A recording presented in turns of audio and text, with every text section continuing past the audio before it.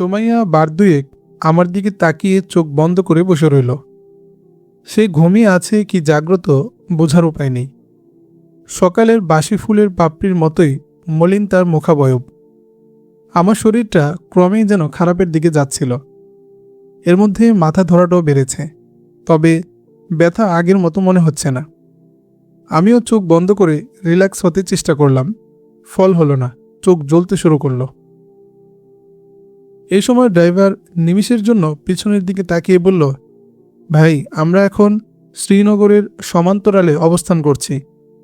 এখান থেকে সোজা বাম দিকে গ্রীষ্মকালীন রাজধানী শ্রীনগরের অবস্থান। এই প্রথম দিনের আলোতে ড্রাইভারের মুখ দেখলাম। তাকে যতটা কম বয়সী ভেবেছিলাম ততটা কম বয়স তার নয়। 40-এর কাছাকাছি বয়স হবে বলে অনুমান করলাম। শুশ্রুমণ্ডিত লম্বা পাগড়ি ও কাবুলি ড্রেসে তাকে যথার্থই একজন মুজাহিদ বলে মনে হচ্ছিল। তাকে এতক্ষণ যেন অবহেলাই করছিলাম। ভালো করে দেখার পর কিছুটা শ্রদ্ধা যেন বেড়ে গেল আমার। বললাম, মুজফ্ফরাবাদ পৌঁছতে আর কতক্ষণ লাগবে ভাই? জবাবে বলল, আমরা 3 ভাগের 2 ভাগ রাস্তায় এসে গেছি। এখন তো রাস্তা তুলনামূলক ভালো। 2-2.5 ঘন্টার মধ্যে পৌঁছে যাব ইনশাআল্লাহ।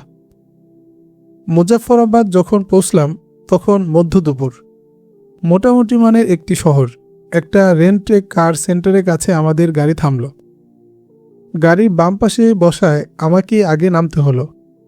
বাইরে ঠা ঠা রোদ্দুর, বেশ তাপ আছে রোদের। গাড়ি থেকে নামতেই চোখে অন্ধকার দেখলাম। খোলা চোখে রোদ লেগে জ্বালা ধরে গেল। কপালের দুপাশে চোখের উপরিভাগে প্রচণ্ড ব্যথা। শরীরে রোদের তাপ লেগে বেশ আরাম লাগছিল, কিন্তু চোখ মেলে তাকাতে পারছিলাম না। মনে হচ্ছিল রাস্তায় শুয়ে পড়ি। আমার পেছনে পেছনে সুমাইয়াও নেমে এলো। ড্রাইভার ব্যাগ দুটি নামিয়ে রাস্তার পাশে রেখে দিলে আমি সেখানেই বসে পড়লাম। আমার খারাপ লাগছে কিনা জিজ্ঞেস করতে করতে গায়ে হাত দিয়ে ড্রাইভার ভদ্রলোক চমকে উঠল। বলল, ইস, গায়ে তো প্রচণ্ড জ্বর। সুমাইয়াও আমার কাছে এসে তার ঠান্ডা হাতটি আমার উষ্ণ ললাটে স্থাপন করে বলল, আমাকে বলেননি কেন? জ্বরে তো গা পুড়ে যাচ্ছে। ড্রাইভার জানতে চাইল, হাসপাতালে নিয়ে যাব? কষ্টজড়িত কণ্ঠে বললাম, না ভাই, তার দরকার নেই। ব্যাগে প্যারাসিটামল ট্যাবলেট আছে, 2টো খেয়ে নিলে ঠিক হয়ে যাবে। আপনি বরং একটা ট্যাক্সি ভাড়া করে দিন, চিকিৎসা করাতে হয় ইসলামাবাদ গিয়েই করাবো। ড্রাইভার বলল, আপনি বরং গাড়িতে একটু গা এলিয়ে দিন, আমি কিছু খাবার আর ওষুধ নিয়ে আসি। বললাম, না ভাই, এখানেই ভালো লাগছে। মনে মনে ভাবলাম, গাড়িতে উঠানামা এবং আবার অন্য গাড়িতে উঠার চেয়ে এখানে বসে থাকাই ভালো। সুমাইয়া ব্যাগের পকেট থেকে টাকা বের করে দিয়ে বলল, 2 লিটারের পানি বোতল আনবেন, সম্ভব হলে একটা ঠান্ডা। ড্রাইভার টাকা নিতে অসম্মতি জানালেও সুমাইয়ার পিড়াপিড়িতে নিতে হলো। অল্পক্ষণ পরই ফিরে এলো ড্রাইভার। হাতে পানির ক্যান, কিছু খাবার, ফলমূল ও ঔষধ। পাশের চা স্টল থেকে একটা খালি বেঞ্চ বয়ে আনলো, সেখানে শুয়ে দিল আমাকে। সুমাইয়া 1 বোতল ঠান্ডা পানি দিয়ে আমার মাথা ভালো করে ধুয়ে দিল। সত্যি তখন আমার বেশ আরাম লাগছিল।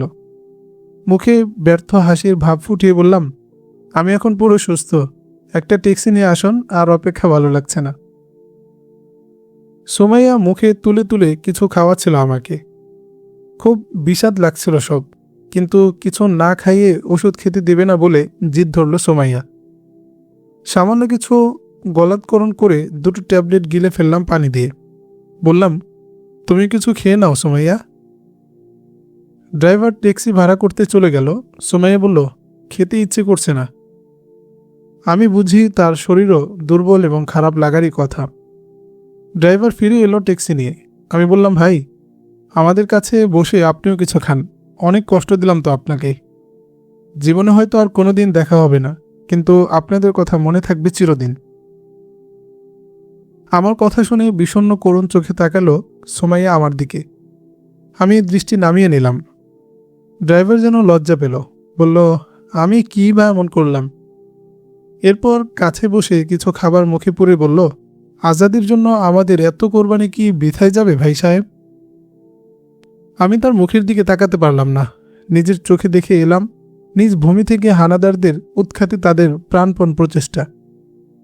আশ্বাসী সুরে বললাম, পৃথিবীর কোনো ইতিহাসই স্বাধীনতা সংগ্রামে ঝরা রক্ত বৃথা যায়নি ভাই, ইনশাআল্লাহ আপনারাও একদিন স্বাধীন হবেন। আমার দুর্বল হাতটি তার কাঁধে রেখে বললাম, আস্থা হারাবেন না, বিশ্বের প্রতিটি মুসলমানের দোয়া আপনাদের সঙ্গে আছে, এবার আমাদের ইজাজত দিন। সবাই ওঠার প্রস্তুতি নিলে আমি আমার জামার পকেটে হাত ঢুকালাম। সুমাইয়াদের বাড়িতে অস্ত্র বাবদ তোহফা হিসেবে দেওয়া মুজাহিদ ভাইয়ের সমুদয় অর্থ মুঠ ভর্তি করে ড্রাইভারের হাতে দিয়ে বললাম, এই সামান্য অর্থ মেহেরবানি করে কবুল করুন, এটা আপনার পারিশ্রমিক নয়, আমার পক্ষ থেকে উপহার। ড্রাইভার প্রায় আর্তনাদ করে বলে উঠল, এমন কথা মুখেও আনবেন না, আপনি আমাদের সম্মানিত মেহমান, আমাদেরই উচিত আপনাকে কিছু তোহফা দেওয়া। আমি কেবল কমান্ডারের নির্দেশ পালন করছি, আপনাদের জন্য তো কিছুই করতে পারিনি। বললাম, এখান থেকে কিছুই যদি গ্রহণ না করেন তো আমি মনে ভীষণ কষ্ট পাব। ভদ্রলোক ভালো করে তাকালো আমার দিকে, তারপর মাত্র 100 রুপির একটা নোট রেখে বলল, স্রেফ আপনাকে খুশি করার জন্য এটা গ্রহণ করলাম, আমাদের জন্য দোয়া করবেন। আমরা ট্যাক্সিতে উঠে বসলাম। ড্রাইভারকে ইসলামাবাদে আমি যে হোটেলে উঠেছিলাম সেই হোটেলের নাম বললাম। ট্যাক্সি চালক বলল, আমি চিনি, অসুবিধা হবে না। আলবিদা বলে মুজাহিদ ড্রাইভারের কাছ থেকে বিদায় নিলাম। পেছন ফিরে দেখি যতক্ষণ না আমাদের গাড়ি তার দৃষ্টিসীমার বাইরে এলো ততক্ষণ ঠায় দাঁড়িয়ে থেকে চেয়ে রইল আমাদের গাড়ির দিকে। জ্বর কিছুটা কমেছে, কিন্তু ক্লান্তিতে সিটে হেলান দিয়েও বসে থাকতে পারছিলাম না।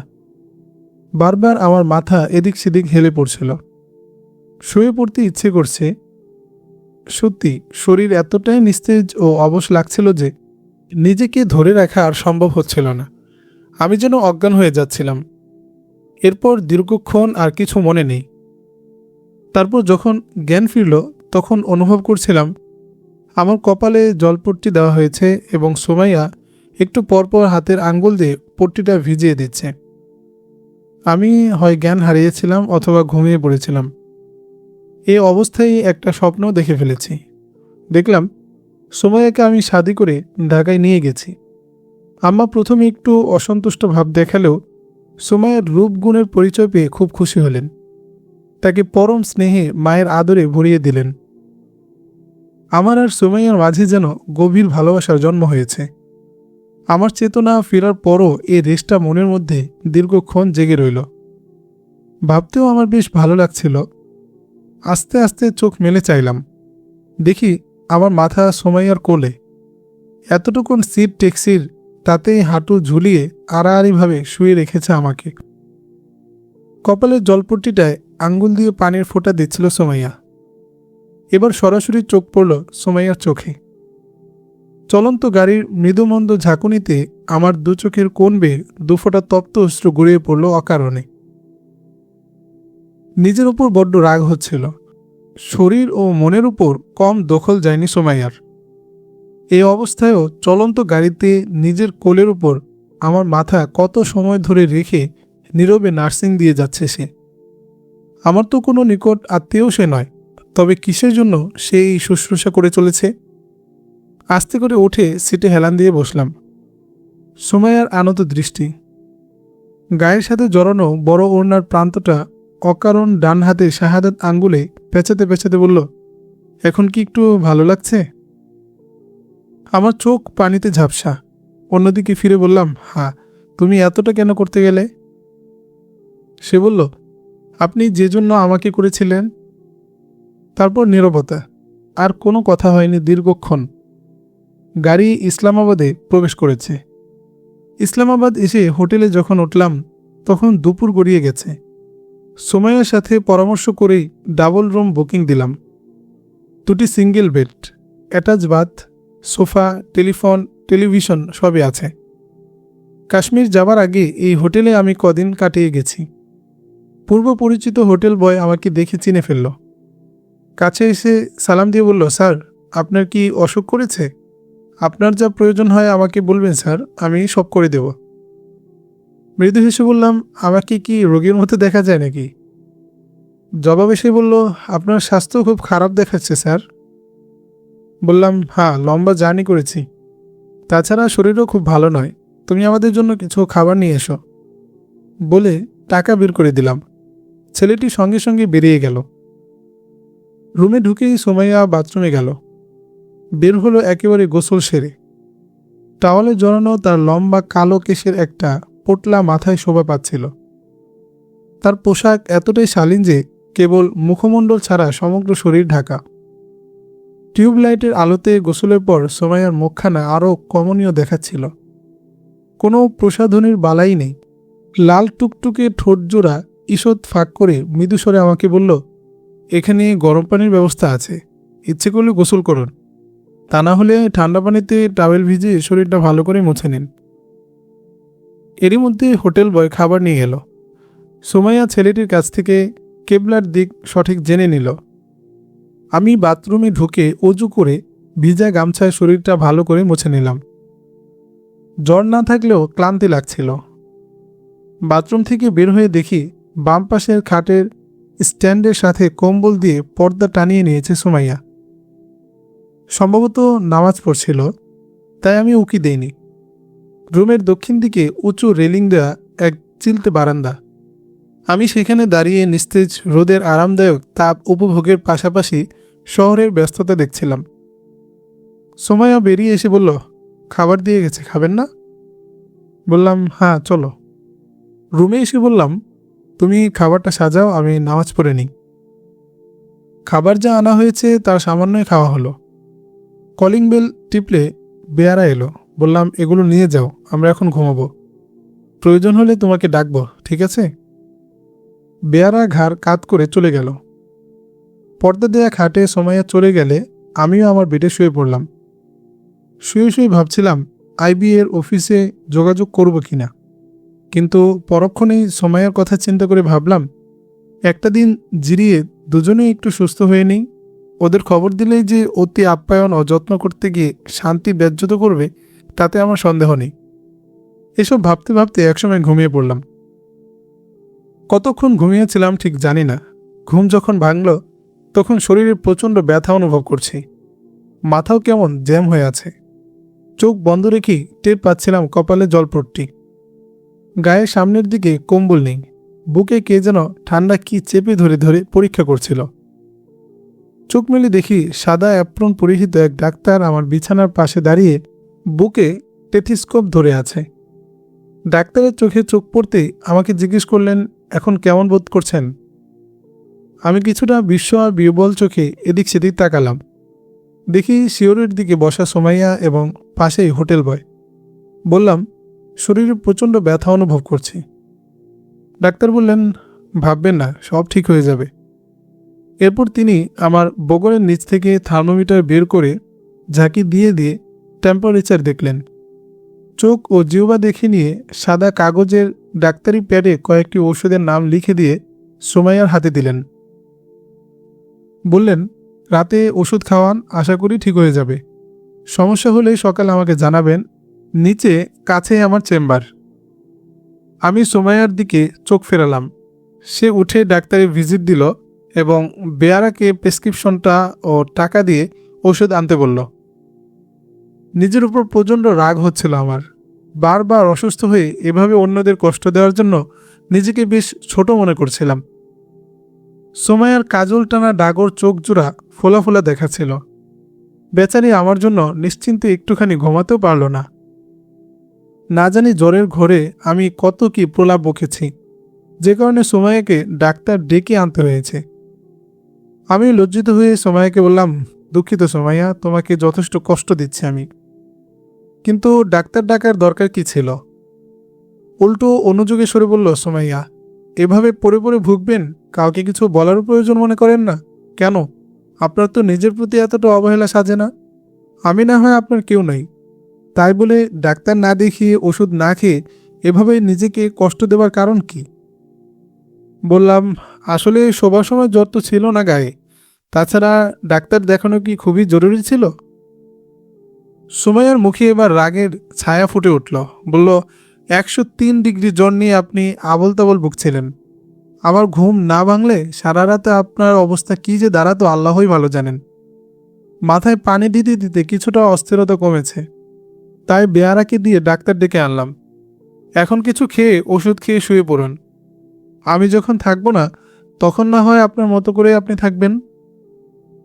সোমাইয়া শেষ কথাটা যেন তীরের ফলার মতো আমার অন্তরকে খোঁচা দিল।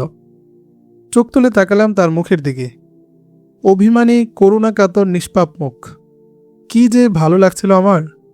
এই বিদেশ বিভুঁয়ে, যেখানে আপনজন বলতে আমার কেউ নেই, এই কুমারীর সেবা যত্ন বারবার আমাকে সারিয়ে তুলতে সহায়তা করেছে।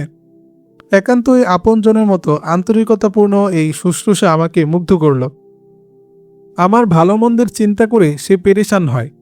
এটা কি কেবলই একজন মানুষের প্রতি অন্য একজন মানুষের কর্তব্যবোধের দায় থেকেই, নাকি একবার তার ভাইকে এবং আরেকবার তাকে মৃত্যুর হাত থেকে বাঁচানোর কৃতজ্ঞতাবোধ থেকে? কি জানি, এভাবে হয়তো মানুষ পৃথিবীতে একে অন্যকে আপন করে নিতে শিখেছে। একে অন্যের প্রয়োজনে সহায়ক হবে, বিপদে আপদে সুখে দুঃখে একজন আরেকজনের সাথে শেয়ার করবে। এই প্রকৃতি দিয়ে হয়তো মহান আল্লাহ মানুষকে সৃষ্টি করেছেন, আর এ থেকেই জন্ম নেবে একের প্রতি অন্যের ভালোবাসা। আমি চেয়েছিলাম সুমাইয়ার দিকে। চোখ নামিয়ে এবার সে বলল, এভাবে চেয়ে কি দেখছেন, কিছু বলবেন কি? আবেগ ভরে বললাম, সুমাইয়া, তুমি খুব ভালো মেয়ে। তোমার মতো ভালো মেয়ে আমি আর একটিও দেখিনি। সুমাইয়া হাতখানি ছাড়িয়ে নিতে চাইলে আমি ছেড়ে দিলাম। অকারণে চোখের কোণ বেয়ে অশ্রু গড়িয়ে পড়ল গালে। সুমাইয়া কপালের জলপট্টিটা ভেজাতে গেলে সামান্য পানি চোখে পড়ে চোখের পানির সাথে মিশে একাকার হয়ে গেল। সুমাইয়ার পীড়াপিড়িতে ওষুধের আগে কিছু খাবারও খেতে হলো। নিজে বিছানায় শুয়ে তাকেও শুয়ে পড়তে অনুরোধ করলাম। সুমাইয়া চলে গেলে ঘড়ির দিকে তাকিয়ে দেখি রাত 12টা বেজে গেছে। ডিম লাইট আগেই জ্বলা ছিল। বেড সুইচটা অফ করে দিয়ে কম্বলটা জড়িয়ে নিলাম ভালো করে। শুয়ে শুয়ে ভাবছিলাম সুমাইয়ার কথা। মাকে হারিয়ে এখন সে কতই না নিঃসঙ্গ। একমাত্র ভাই, তিনিও শহীদ হয়েছেন, অথচ সে এখনও জানেই না সে কথা। নিজের বাড়িঘর ছেড়ে চলে এসেছে মামার বাড়ি থাকবে বলে। রূপে গুণে অনন্যা এমন একটি মুসলিম তরুণী, কতটা অনিশ্চয়তার জীবন তার। হায়, সে যদি আমার সাথে চলে যেত, আমি তাকে জীবনসঙ্গী করে আজীবন মর্যাদার আসনে রাখতাম। আমার আম্মাও তাকে পেয়ে নিশ্চয়ই খুব খুশি হতেন। এমন একজন আল্লাহভীরু, রূপে গুণে অনন্যা বধূ পাওয়া সত্যিই ভাগ্যের ব্যাপার। এমন সব ভাবতে ভাবতে কখন যে ঘুমিয়ে পড়লাম টেরই পাইনি। রাতে ঘুমের ঘোরে আবার সেই স্বপ্নটা দেখলাম, যা মুজাফফরাবাদ থেকে ট্যাক্সিতে করে আসার সময় দেখেছিলাম। ঘুম ভাঙার পরও স্বপ্নের আবেশ লেগে রইল আমার মনে প্রাণে। আশ্চর্য এক ভালো লাগার অনুভূতিতে মনটা আমার ভরে রইল দীর্ঘক্ষণ। মনের কোনো গভীরে যেন সুমাইয়া বেশ শক্ত আসন গেড়ে বসে আছে। তাকে ছাড়া আমার এই জীবন যেন অর্থহীন মনে হচ্ছিল, অথচ মুখ ফুটে বলতে পারছিলাম না কারো কাছেই সে কথা। একেই কি তাহলে ভালোবাসা বলে? একেই কি বলে প্রেম? আমি কি সত্যিই তার প্রেমে পড়ে গেছি? হে প্রভু, তাই যেন সত্যি হয়। পুরুষ একজন নারীর কাছ থেকে যতটুকু প্রত্যাশা করতে পারে, তার সবটুকুই যেন সুমাইয়ার মাঝে বিধাতা অকৃপণ হাতে দিয়ে রেখেছেন। এই প্রথম আমি যেন অনুভব করলাম পুরুষের জীবনে নারীর অংশগ্রহণ কতটা অর্থবহ। খাটের পাশে বালিশে হেলান দিয়ে এসব ভাবছিলাম। এমন সময় সুমাইয়া এলো, মিষ্টি হাসি দিয়ে সম্ভাষণ জানালো। মনে হয় অনেক আগেই ঘুম থেকে উঠেছে সে। তাকে বেশ সজীব দেখাচ্ছিল। গত দুদিনের ক্লান্তির ছাপ যেন মুছে গেছে। খাটের কাছে সোফায় বসে জিজ্ঞেস করলো, এখন কি কিছুটা সুস্থ বোধ করছেন? বললাম, হ্যাঁ, মনে হচ্ছে পুরোপুরি সুস্থ হয়ে গেছি। তোমার এই কষ্টকর শুশ্রূষা দেখে অসুখ পালিয়ে বেঁচেছে। আমার কথায় সুমাইয়ার ফর্সা মুখটা লজ্জায় লাল হয়ে উঠল। বলল, উঠে নাস্তা পানি করে ওষুধটা খান। আজই আমাকে ছুটি দিতে হবে। আপনার সাথে এভাবে হোটেলে থাকাটা ঠিক না। আমি কিছু বলতে যাচ্ছিলাম, তার আগেই সে বলল, আপনার অফিসে যোগাযোগ করুন এবং দেশে ফেরার আগেই ভালো একজন ডাক্তার দেখিয়ে ট্রিটমেন্ট করে যাবেন। আমাকে নিয়ে তুমি এতটা পেরেশান হও কেন বলো তো? সামান্য একটু জ্বর হয়েছে, তা ভালো হয়ে গেছে বলে মনে হয়। নিজেকে নিয়ে ভাববার তো কিছুই নেই, তাই অন্যের জন্য একটু ভাবতে ভালোই লাগে। আপনিই বলুন, জীবন মৃত্যুর মাঝখানে দাঁড়িয়ে লড়াইরত একমাত্র ভাই ছাড়া কে আছে আমার? কি আছে আমার? যাকে নিয়ে ভাবা যাবে। সুমাইয়া, প্রায় আর্তনাদের মতো শোনালো আমার কণ্ঠস্বর। মনে মনে ভাবলাম, আমি কি বলে দিব তার ভাইজানের শহীদ হওয়ার কথা? শুনে হয়তো কষ্টে তার বুকটা ফেটে যেতে চাইবে। সকালের এই সুন্দর পরিবেশটা হয়তো করুণ হয়ে উঠবে তার যন্ত্রণা কাতর হাহাকারে। নিজেকে সামনে নিলাম আমি। বলতে তো আমাকে হবেই, তার আগে সে নিজেকে আরেকটু তৈরি করে নিক। সুমাইয়া আমাকে এভাবে আর্তনাদ করে উঠতে দেখে বিস্মিত হয়ে তাকালো আমার দিকে। মুহূর্ত কয়েক চুপ থেকে আমাকে নীরব দেখে জিজ্ঞেস করলো, কিছু বলবেন নাকি? আমিও অপ্রস্তুত হলাম। বললাম, হ্যাঁ বলবো। মানে, সত্যি তুমি আমাকে ফেলে চলে যাবে? সে কিছুটা লজ্জিত হয়ে মুখ নিচু করলো এবং মুখে হাসি ফুটিয়ে তোলার চেষ্টা করে বলল, বারে, আমি আবার কোথায় চলে যাব? আমি তো নিজের বাড়িঘর ছেড়ে হিজরত করে চলে এলাম। আপনিই বরং চলে যাবেন নিজের দেশে। বললাম, চলো না তুমিও আমার সাথে আমাদের দেশে। সেখানে আমার মা আছেন, বোন আছে, তোমার কোনো অমর্যাদা হবে না। সুমাইয়া চমকে উঠল আমার কথায়। পরক্ষণেই বিষাদে ছেয়ে গেল তার মুখ। হৃদয়ের গভীর থেকে একটা নিঃশ্বাস ছেড়ে বলল, তা কি সম্ভব মাহমুদ সাহেব? আপনার দেশ তো আর ইসলামাবাদ নয় যে ইচ্ছা করলে চলে যাওয়া যাবে, আবার ফিরেও আসা যাবে। আমি গভীর দৃষ্টি ফেলেছিলাম তার চোখে। তার চোখ আনত। বললাম, কেন সম্ভব নয়? সুমাইয়া, তোমার যদি আপত্তি না থাকে তো আমার জীবনের সফর সঙ্গী করে নিতে চাই তোমাকে। তুমি হবে আমার প্রেরণা দায়িনী। এতটুকু অমর্যাদা তোমার হতে দেব না সুমাইয়া। তোমার মাঝে মুসলিম নারীর যে অপূর্ব রূপ আমি প্রত্যক্ষ করেছি, তা কেবল ইসলামের প্রথম যুগের নারীদের বেলাই মিলে। তোমাকে সঙ্গী হিসেবে পেলে আমি নিজেকে ধন্য মনে করব। সাহস করে কথা কটে আমি বলেছিলাম ঠিকই, কিন্তু কেমন যেন অজানা আবেগের আবেশ মাখানো কণ্ঠ আমার। অন্যদিকে সুমাইয়া লজ্জায় যেন জড়িয়ে যাচ্ছিল। তার মুখাবয়ব কেমন রাঙা হয়ে উঠেছে। নিজেকে সামনে নিতে একটু সময় নিল সে। তারপর কণ্ঠে বেশ দৃঢ়তা এনে বলল, আবেগের বসে ছেলে মানুষই করছেন মাহমুদ সাহেব? অসহায় বিপন্ন এক নিঃস্ব তরুণীকে আকাশসম স্বপ্নের দরজা দেখাচ্ছেন?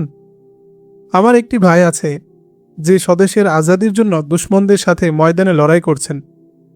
পৈতৃক দখলদারদের কবল থেকে নিজ বাসভূমি মুক্ত করে যে ভাই খোদার রাজ কায়েমের জন্য জিহাদের ময়দানে লড়ে যাচ্ছেন, তার বোন হয়ে নিজের সুখ ও আয়াস আরামের জন্য দেশ ছেড়ে চলে যাওয়ার মতো ধৃষ্টতা আমি দেখাতে পারি না। আমাকে আপনি ক্ষমা করবেন বলে অনেকটা দ্রুত পর্দার আড়ালে খাটে গিয়ে শুয়ে পড়ল। শেষের দিকে তার গলার স্বর বেশ আর্দ্র হয়ে উঠেছিল।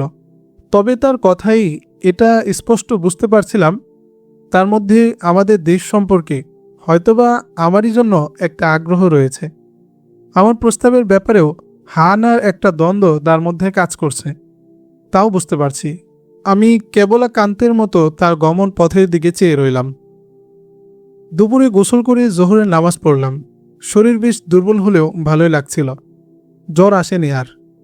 ভাবছিলাম সুমাইয়াকে নিয়ে বাইরে কোনো রেস্টুরেন্ট থেকে খেয়ে আসব। এই সময় বেয়ারা 2 প্যাকেট কাশ্মীরি বিরিয়ানি নিয়ে হাজির। বললাম, এসব কি আনতে বলেছে? বেয়ারা আমার দিকে তাকিয়ে জবাব দিল, ম্যাডাম। বুঝলাম সুমাইয়া আনিয়েছে। আমার কথা শুনে সুমাইয়া উঠে এসে বিরিয়ানির প্যাকেট হাতে নিলে বেয়ারা বেরিয়ে যায়। তুমি আবার খাবার আনতে গেলে কেন? বললাম সুমাইয়াকে।